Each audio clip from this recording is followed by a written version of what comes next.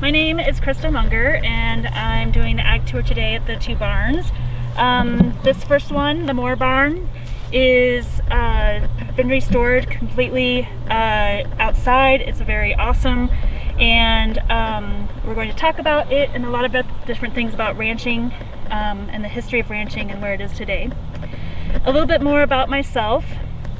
My family and I have a cattle ranch since my family has been there since the early 1900s.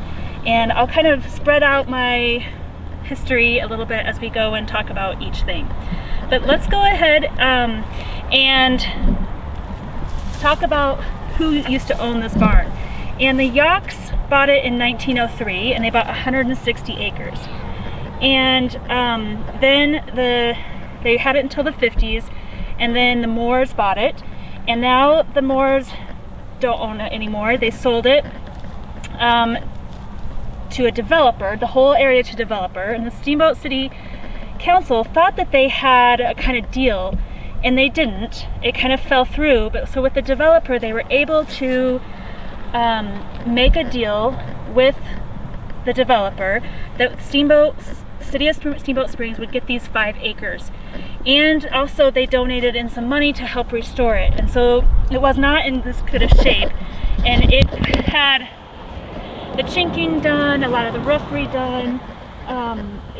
You can't go inside because they want to protect the integrity of it. But they did a lot of work to it. And so we're so happy to have it. Let's go ahead and walk up and we'll talk about a little bit different things as we go.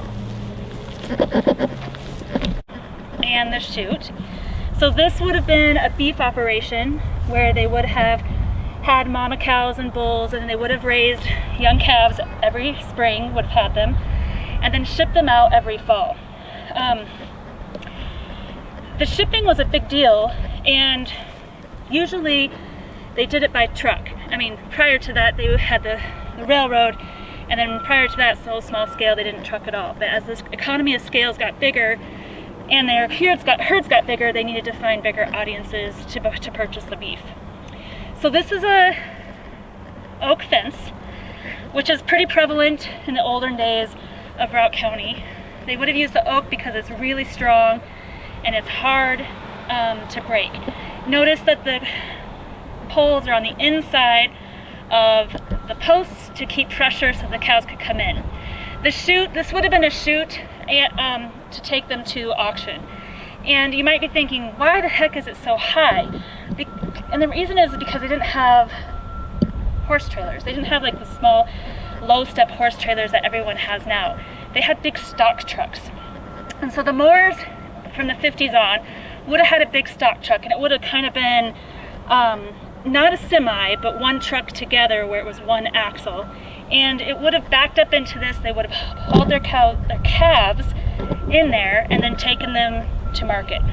Now the reason you might think, well, why don't they just fatten them up and eat them here? And even today we still get that question. And the reason is we have snow 6 months out of the year. And it's so hard to make them gain weight. We can feed hay and we can feed everything during the winter, and so they usually get shipped somewhere down to the Front Range where there's less snow and they can eat.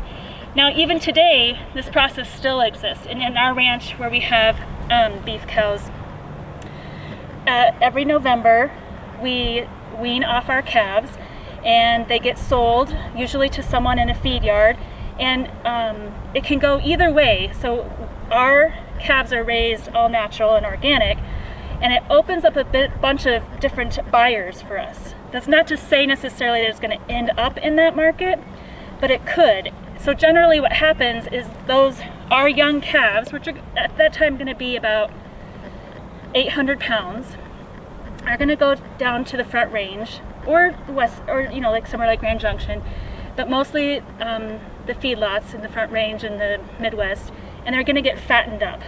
And when they get fattened up, and then they're going to become, beef on your plate. And that's exactly what this family did from the 50s to the 90s when they owned this ranch. Now the barn would be, let's go look at the barn real quick.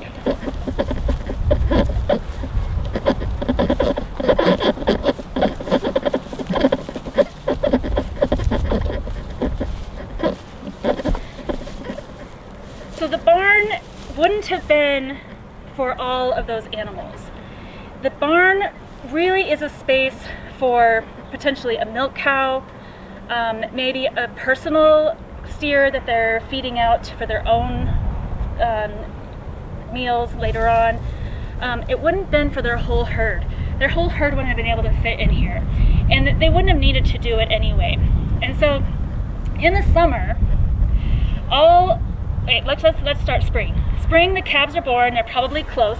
This 160 acres, not exactly sure of the boundaries, but I'm sure that it went down towards the river and had some water, which is very crucial for pasture and for animals.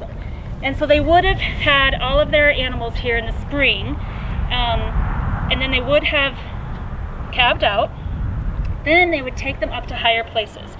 And I don't know what the Moors had, but potentially maybe they had a forest permit and it went up on the mountain and they grazed in the forest. Maybe they had a separate piece of property up next door over by Fish Creek, and they would have taken them there somewhere where it's not lush green meadows, because the green meadows would have been saved in the summer because that's their quality best hay. And they can irrigate it, they can get good growth, and so they would have saved that for hay. And that's still what happens today. If you were to go out into Routt County in the middle of June or July, you would see all kinds of haying operations down in the valleys of most of these river valleys. And that hay would have been saved to feed in the winter. And then when fall comes, they bring all the cattle back down with their calves that have grown, and that's when they wean them off and they take the calves, they get sold probably to an auction barn, and then to fatten up somewhere else, and they keep the cows and then they feed them here in the winter. And then if by chance they would have had something sick, potentially it would have come in the barn. If they want to fatten it up, like I said earlier, they would have come in the barn. Potentially also chickens, possibly for eggs, anything like that, but their herd would not have used the barn. Some other unique features about the barn is the door on top, which is a hay loft, and there is a pulley way up at the top. You barely see it, but the pulley system would have had like a kind of like a salad claw fork thing that would have picked up the hay at the bottom, pulled it up to the top, they would have swung it in and then kept it.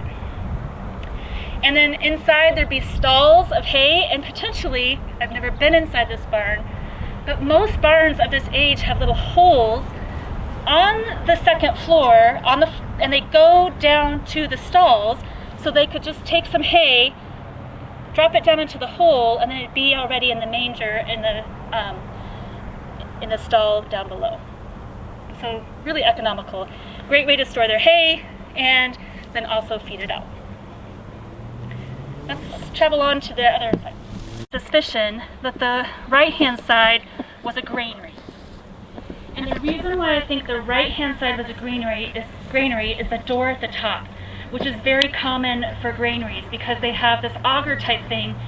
So when they harvested the grain from the field, it'd be in this pile and then have an auger kind of pipe thing, and that would go up into that hole up on the wall, that window, and it would auger up in there and then drop down. And the reason another reason I think that is because it's the only section of that barn shed that has a floor. The other doors don't have a floor, which makes me think that that would be a granary, which is also very common in the areas around here. Not so much anymore, but you know, if you wanted to fatten up that steer, you had to have something to feed it with, and so they would have fed it some type of grain over the winter to get it to grow and be a prize-winning prime cut beef. And the Moore family more than likely had some kind of combine. I'm not exactly sure where their grain field was, but there was tons of grain fields in this area. In the early 1900s, when people were proving their homestead, a lot of people put in grain fields. And one of the reasons is because it's stored really easily. You didn't have to necessarily cure it like hay.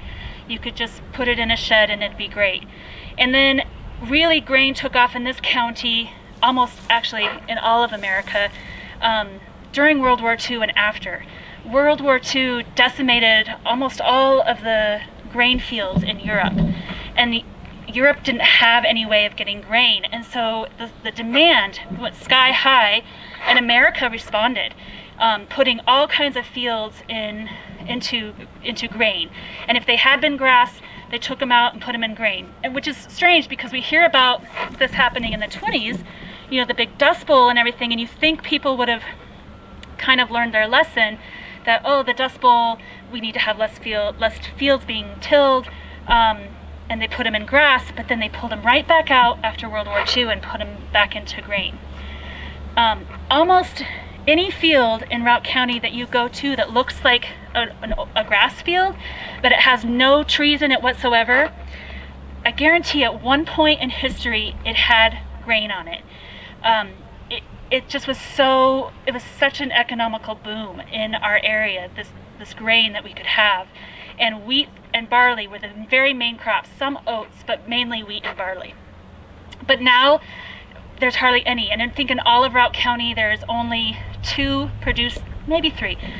I know 2 in Hayden, 1 in Steamboat, who's sort of in, but only 3 producers left in Routt County that do grain, just because the market has dived, and grasses, with the horse people wanting hay, the cost of alfalfa skyrocketing, the cost of grain going down, more and more fields are taken out of grain, and that happened pretty much in the late 90s was when that happened.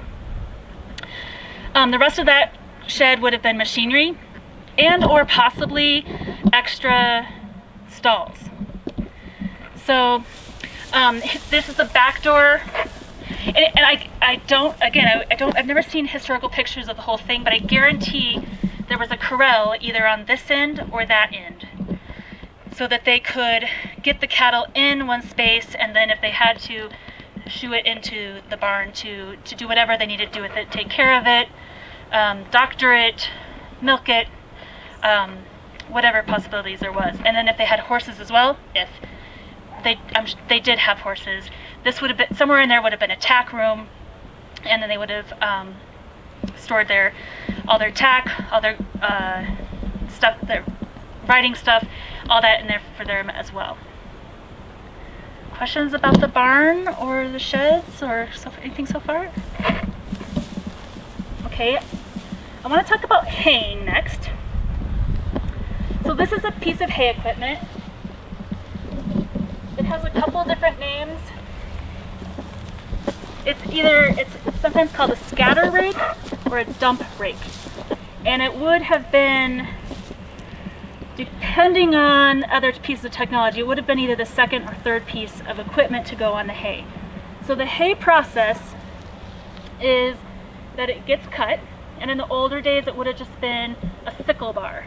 So probably 8 feet long, and a sickle bar, it has like little jagged teeth, and then underneath it has like little arrow type teeth, and they slide against each other. So the sickle bar moves and it cuts it and lays it down.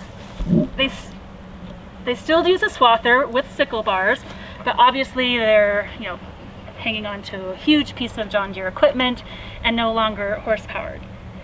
Then once it's laid down on the ground, then and now, you just have to wait. That process hasn't changed at all. It needs to be sun cured, and the sun will dry it out, and it doesn't have to be necessarily sunny, but the dry weather really does help too. Dries it out, and then we rake it together so that the baler can do something with it. Wait, let me back up, because they didn't have a baler up until probably the 50s. So the Yacht family would have used a horse-drawn scatter rake to pull all the pieces together, and then they would have had this contraption. It's a really cool contraption. There's an older gentleman on the other side of Muddy Pass as you go to Denver, who sometimes does it, but he switched over about 3 years ago from loose hay to bales. But they look like big ladders or big screens. I'm sure you've seen them, if you know what I'm talking about. And the horses would go through with like a big, that potentially, or big forks, and pick it up, and they would lay it in this area of another area that has another ladder type thing, another fork attached to it. And I can't do it justice with my hands. I really wish you know, if you really love it, you should try to Google old-time hay stuff. And then it would catapult it and put it on top of a stack, and the stack would just look like a loaf of bread, kind of, with different layers.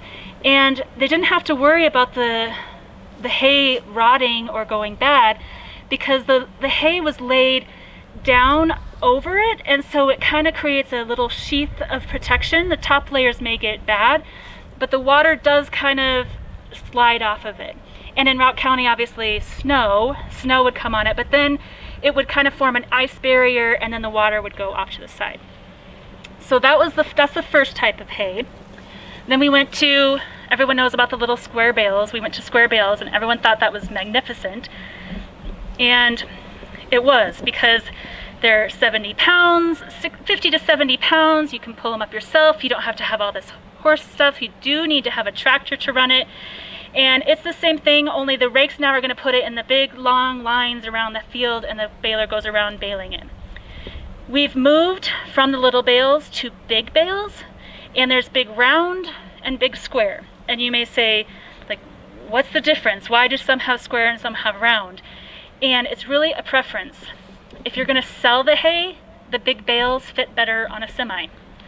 If you're going to feed the hay and store it, especially in Routt County with all the snow, you want the round bales, because the round bales still have that kind of sheath that lays over where it will drain the snow and the water off of it.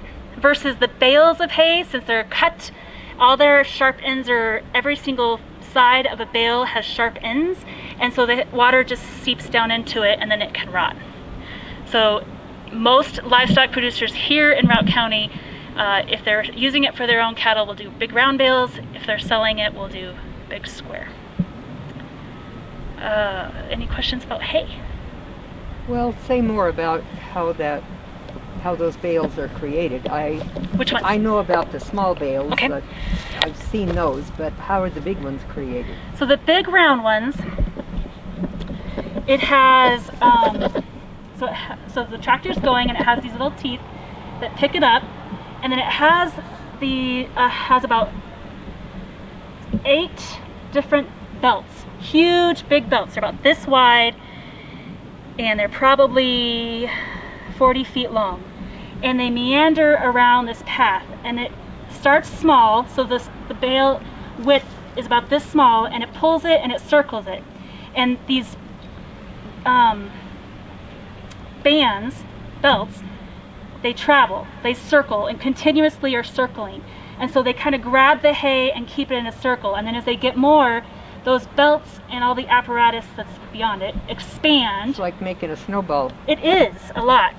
And then it just keeps wrapping it until a buzzer beeps at you that it's full, and then you stop.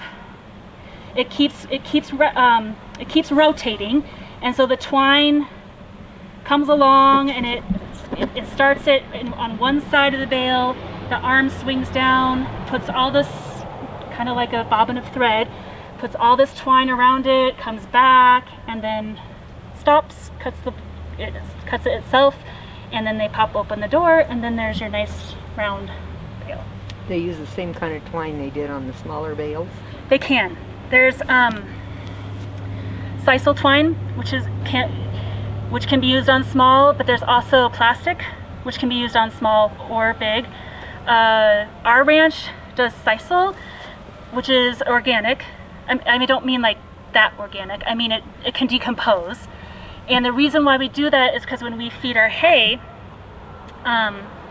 which I'll talk, when we get to the other barn, I'll talk about feeding, but when we feed our hay, we put it in a big grinder, and we don't take the strings off because the strings are generally frozen to the bale, and you'd be there forever trying to get all the strings off.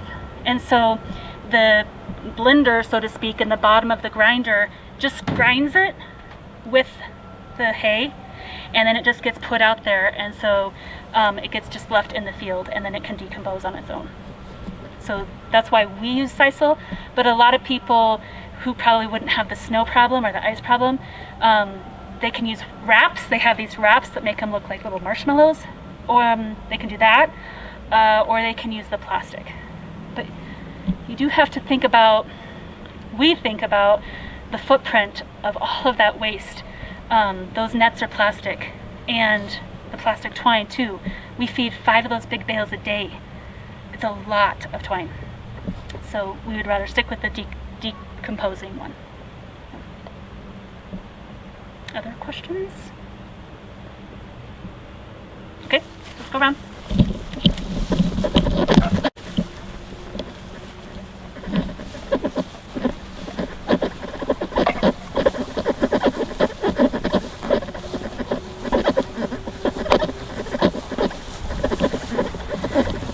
So I want to talk a little bit about the barn on this side. Specifically, a couple things that we can see on this side is the beetle kill. You know, there's a beetle kill right here. I'm sure you've seen beetle kill before. Here's another kind of damage that can be done to timber here in the Rocky Mountains. And the reason why it would have been beetle kill is because we have beetle kill all around us. Even now, you know, there's red trees, red pine trees all over the place, and you can just tell that they're dying. So they would have used whatever was necessary, and then they would have taken the beetle kill because it doesn't necessarily destroy the structure of or integrity of the log. When they redid the barn, they re-chinked it, so this chinking is new, and we don't think it was this bright white, but at the time that was what we wanted to use to make this the best that we could. Another thing about this barn that it was not original is it wouldn't have had these corner protections. The corners would have, you could have seen the corners, and they would have been mitered, I think is what they call it, pinned together like that, so that they did this to keep it structurally sound. And it really is a great task to Steamboat that they were able to keep this iconic barn. Everyone's seen the Steamboat poster and loves it, with Joe Simonton, who's one of the cowgirl writer in that, and she's a rancher up north. So other people have asked me about this structure. I don't know, but I do know that there would have been tons of buildings. I mean, right now we can only see one shed, one house, and one barn. But almost every ranch around here has lots of different structures. You know, the granary, the shop, the chicken house, a bunkhouse, the main house, potentially a tack room. Yes, and so it was not unusual to have 5, 6, 7 buildings on a ranch. And toilet, the outhouse. The outhouse, yeah, good one. Yeah, so I don't know what that was, but I'm sure it was just another one of their structures that we couldn't. All right, let's head over to the house. This is the Yacht House, which they purchased in 1903. And because they purchased it, it means they didn't homestead it. And in fact, 1903 would have been a little late for this ground to be homesteaded. Now, my family's ranch up by Sleeping Giant was homesteaded in 1909. But it's on the base of Sleeping Giant. It has no irrigated meadow. It has a creek that runs through it that's, not there all of the year. It didn't have a base like the Yampa Valley. And so any kind of really fertile ag ground would have been gone by 1903. And so this structure, not as is, but this structure was built before then by the homesteaders. Now, homesteading, it began in the Midwest, and it was only 40 acres, but by the time they got to the West, 40 acres was just not enough acreage to make a living off of. The number of cows that it would hold was less. It took more water, it had more weather, wasn't as humid, it had less days of growing season, and so they needed to up the acreage. And so they upped the acreage to 160 acres. And so this was a homestead of 160 acres. And when they came here to Homestead, they would have had to do a couple of things. First of all, the land would not have been theirs until 5 years were up, and they had to prove it, is what they called it. And they proved it by living on it for 5 years, acquiring a water source, and then having some kind of production on it, production of an agriculture product, such as it could have been grain, it could have been grass, it could have been animals, it could have been sheep, beef, a lot of different opportunities, but they had to show that. And then when the 5 years was up, your neighbors, you'd gather like 3 or 4 neighbors, and they would testify, so to speak, that you did all the work, you proved it, it's good, and then they would sign over the title to the property owner. So we're not sure who owned this before the Yachts, and it's possible that they didn't actually even prove it, that they didn't get to that. I'm not sure, but they bought it in 1903, and this was similar to the old house, but it was completely decimated. It was almost to the ground, basically just a roof.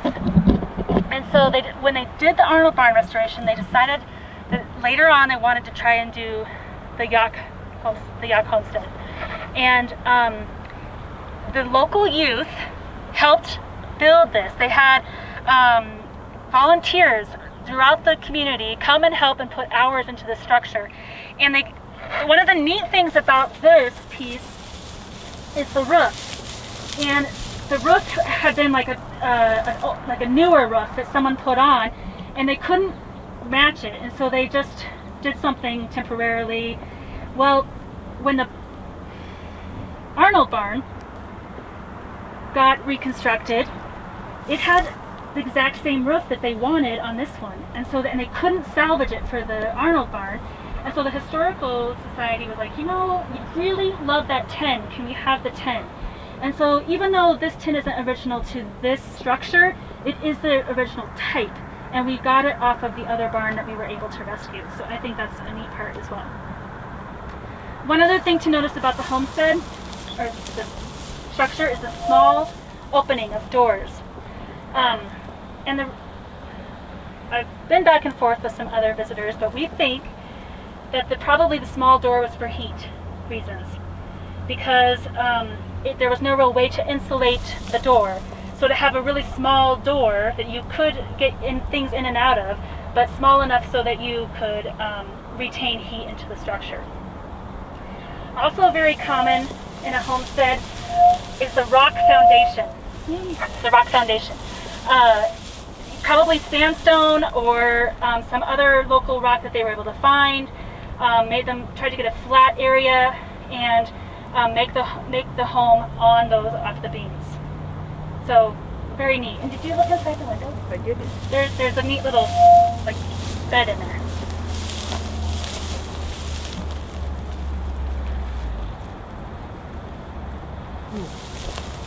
Yeah, I see it.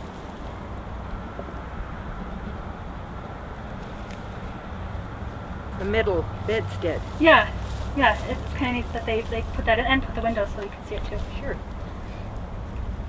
Any questions about the homesteading or the Yacht family? No. All right, let's head over to the Arnold Barn.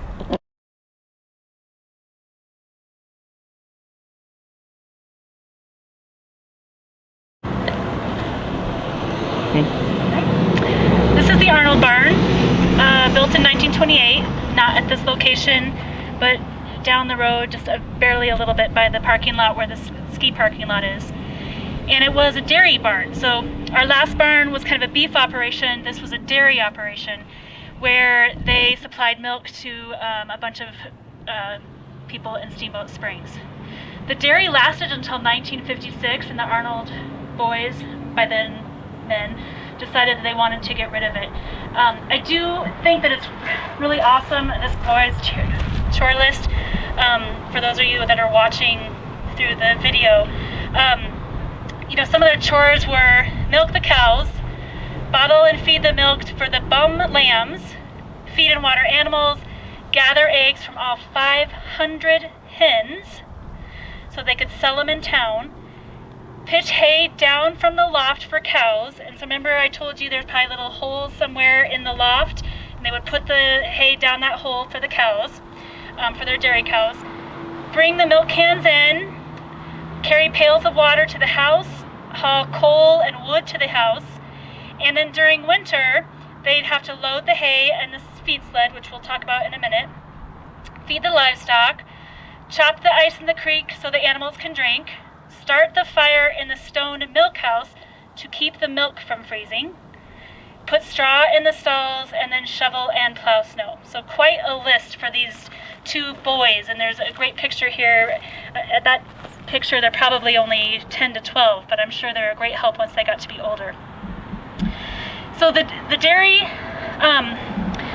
wouldn't have housed the cows in here. This would have been, and somewhere in there would have probably been a milking parlor. And then they would just milk them in there. They'd go in, they'd come out.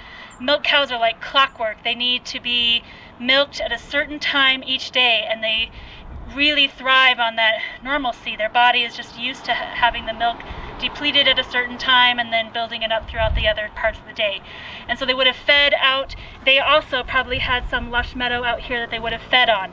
Now, I did not make that comment last time about when you bring the cows in, so the beef cows, we bring them back in from the pasture and we use the meadows, but they are going to use the meadows too. The meadows during the winter are crucial to an operation here in Routt County and other mountain areas, because that's flat, even ground with the water source so they can feed their animals. Because you're going to have to feed that hay somewhere, so it needs to be a nice flat area. And even still, our ranch on the lower Elk River has a nice meadow that we have our cows on in the winter. The hay, yes, the snow gets very high, it gets to be about 3 feet. We still got to feed them hay, got to get it out to them. And then it's great fertilizer for when the spring comes and the snow melts. There's this awesome layer of fertilizer, and it creates the great hay that they're going to have to do in the winter, in the summer, to feed in the winter. So I want to talk about the feeding. And so let's look over here at the sled.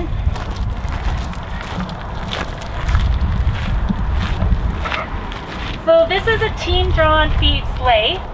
And what makes it a sleigh is it has runners on the bottom. This is a really nice feed sleigh, probably done later in maybe the 70s or 80s.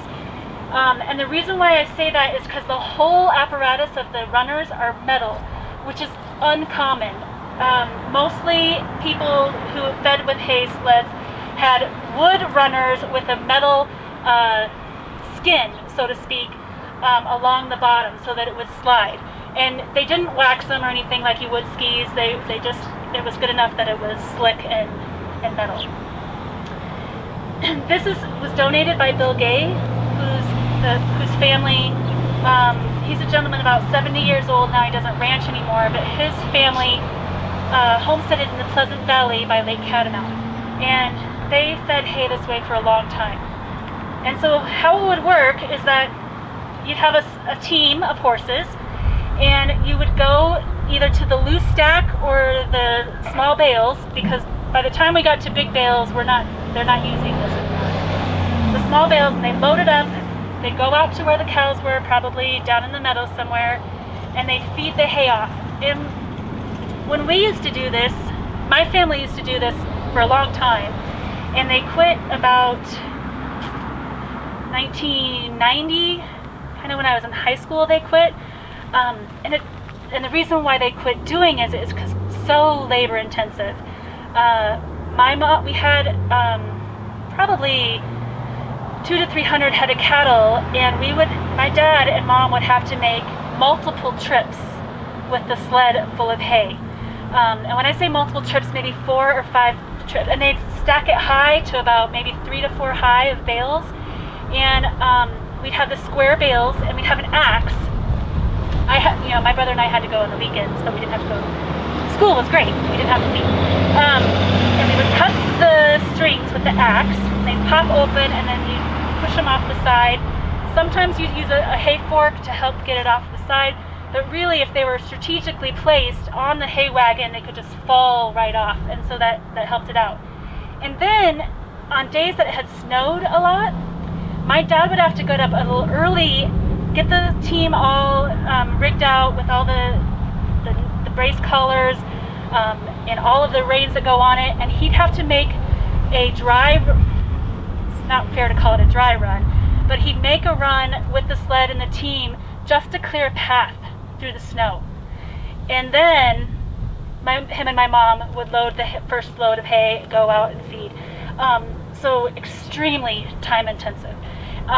Great memories as a kid. Great memories. We had Dick and Jane were our 2 horses, and they were voice commanded. So like a smooching noise would get them to go, and then if you wanted them to stop, you'd say whoa, and they could do it all by voice. Not necessarily during corners and through gates, but once we were started feeding, the rancher didn't want to have to be steering the horses. He wanted to be able to feed. So they were voice command, and they were kind of loosely tied to the gate up there, and then they would just go at a very slow speed, and we would feed off the hay. My brother and I would ride sleds behind sometimes in the snow, shoving people off, and then they'd have to run to catch back up. Great memories. But when my mom and dad saw that there was a 4-wheel drive tractor, they were all over that. And then they did the 4-wheel drive tractor with the sleigh for a while, and then we switched from the small bales to the big bales.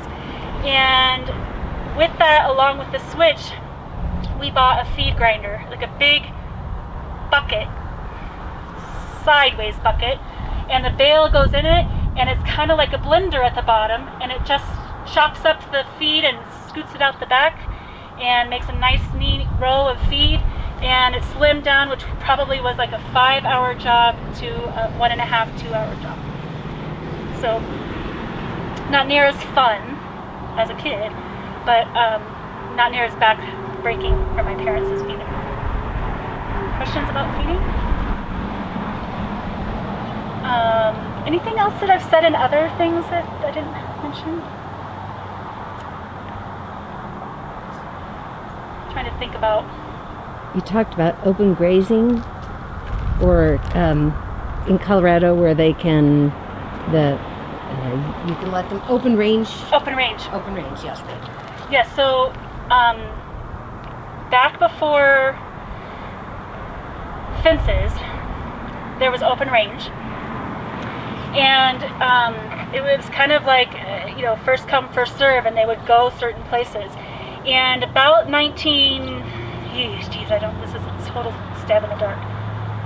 1930s, it was starting to make a lot of ranch owners pissed off, because they had this great ranch property and someone else's animals were coming in. And it created this Taylor Grazing Act, which help me out, what's the ranch in Hayden? Where the Crane Festival is. The Carpenter Ranch. The Carpenter Ranch, Mr. Carpenter, Ferry Carpenter, was really, really on this. His legislation is really well known. He helped get the Taylor Grazing Act established, which established the Bureau of Land Management, which manages all of our public grazing lands. And what it also did in that is there was such a furious fight over these fences that the real powerful people who had the big herds of cattle that were going everywhere were lockstep and key with the legislators. And so they made it so that, well, okay, you want to protect your property, then you have to put a fence around your property. And that's still how it is today. We're considered a fence-out state, which means that if you don't want something on your property, you need to fence it to keep them out. And it's not usually abused. People are really usually good neighbors.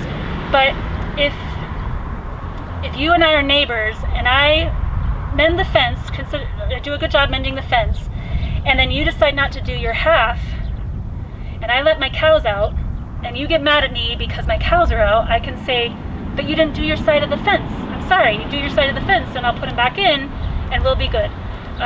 So that's kind of how it is this nowadays, but it's very cordial still. The Bureau of Land Management came out of that.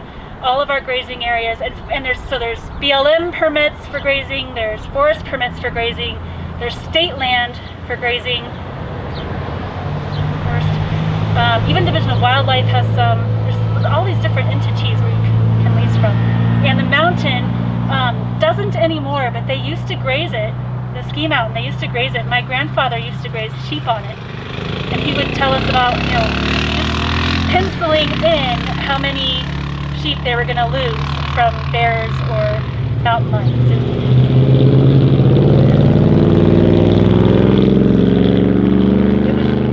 It was just a necessary calculation. They knew they were going to lose some sheep to that. But even if you go up to North Route, you can see, hopefully, at one point and another, when you go up there, you'll see sheep. Have you guys ever seen sheep when you go up there? And sometimes you can see the sheep herder's wagon, and they graze that a lot, and they have big dogs that follow them and keep them all in line, and so there's a lot of grazing in Moffett and Routt County. But I think that's about it. Thank you very much, Krista. We appreciate your incredible history and stories that you shared with us. You are welcome.